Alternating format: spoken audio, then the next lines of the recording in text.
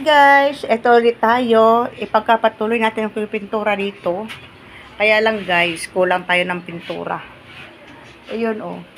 Yung yan, kahapon yan yun, kulay puti. Pero yung palang puti na yan ay pang kisame. Pang dito, ang kisame namin oh guys, wala.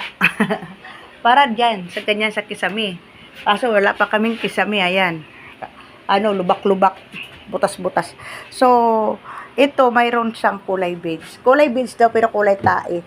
Kulay gray, parang dark, pero halo-haluin daw. Sabi ni Forma, halo-haluin ko daw. Kabubukas ko lang nito. Ito po, ganito po ang kulay niya. Kaya lang, hinahalo-halo ko siyang ganito. Ayan, pintura, para daw po ito sa bato. So, ayan, lumalabas yung kulay niya. Kulay, nakalagay naman dyan ay kulay beige.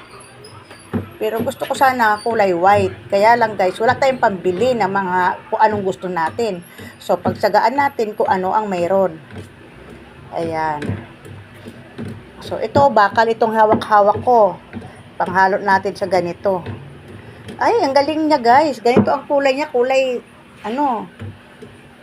Tapos ngayon, kulay tubol. Tapos ngayon, naging kulay tae na ay. Sorry naman. Ayan po, kulay beige. Nagbabago yung kulay niya. Ang galing ng mix niya, ano. Ayan. So, pansamantala guys, dito natin ipipintura. Hindi naman siguro kasing kulay ng ganito yan. Medyo light lang siya. So, kailangan natin, ang gusto ko sana kulay white, lahat dito sa loob ng bahay. Kaya lang nga po, wala tayong pambili. So, ito, pagtsagaan natin to mga pintura kung anong mayroon dito sa bahay. Ito mga pintura na to ay ito po yung mga tira-tira ni Foreman na galing sa kanya mga project. Yan, pag may mga tira-tira siya na with ano yung project yung ano kontrata niya na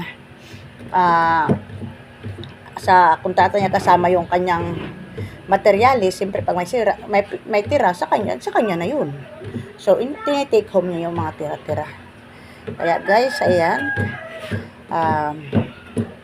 Yan, mix lang. Ayan po. Hanggang sa maging totoo, lalabas na yung totoong kulay niya. Mix. So, saan tayo kukuha na ngayon ng kuan? Ayan.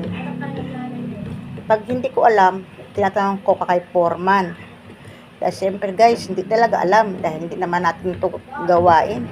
Ang gawain natin ay magpudkod na inodoro ay hindi naman sa ganun. Lahat naman nagagawa natin. Pero sinasabi nga nila, ang kaya ng iba, kaya din natin. Ang kaya ng lalaki, kaya din natin gawing babae. Basta po, sige tayo matuto, lahat ay makakayanan natin at malalaman. So guys, yan. Mix lang tayo sa pintura na to. Ayan. So, mayroon dito paintbrush na hindi pa nagagamit. Yung kasi kulay puti, pero hindi ko siya hinugasan after nung gawin ko doon. So, try natin itong, paano kaya?